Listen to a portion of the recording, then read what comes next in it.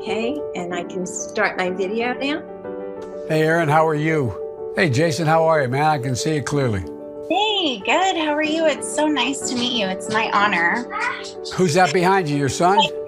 Dad, what's your name? Thank you. I'm Mike. Hey, Mike. Nice to meet you. Well, Nice to meet you. You got a beautiful family. What's going on? Joe Biden, I want to say thank you. Many years ago, you met my mother, Michelle Meadows.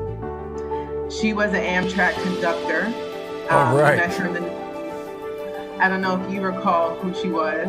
I do, because every single day for 36 years as a senator and then many days beyond that as vice president, I went back and forth. I did over 2,100,000 miles on Amtrak.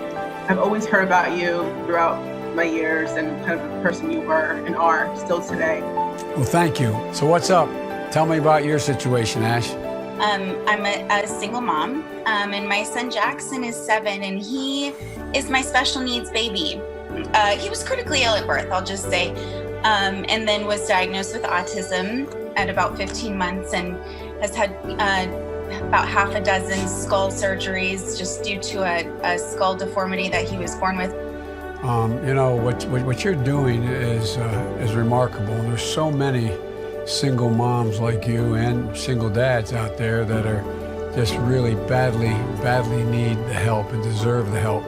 I promise you, and I promise every American, I will treat your family's health care as if it were my own, because I do have a sense of it. And we are wholeheartedly supporting you. We will do whatever it takes. The last 4 years, we have so suffered when it comes to public education. Yeah. Jill is an educator, my wife. You know, teaching is not what you guys do, it's who you are.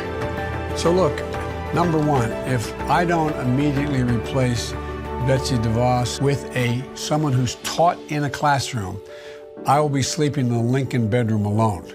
I can assure you of that. You think I'm kidding? I'm a flight attendant, so I've been flying around the country the last couple of weeks, and we're pretty scared about our jobs and our health being on the planes, and it's just a very scary time right now to be flying around. Well, let me ask you, are you wearing a mask when you're on the plane? You have masks to wear? We just started wearing masks. Yeah, we're allowed to wear masks, and that's going to help, and gloves and other safety ways that we can spread out the guests on the plane so that nobody's next to each other. I know how much nurses mean to you because of all you've been through. A lot of my students are nurses that are on the front lines right now, and a lot of my colleagues, they're all on the front lines. And the stories that I'm hearing, the terrible things that they're going through, and the way they're not getting any support and any equipment, and it's just been very, very hard for them.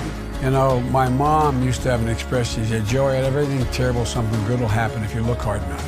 But we really have to keep pushing. And that's what I'm doing every day to make sure we get this equipment out to the first responders.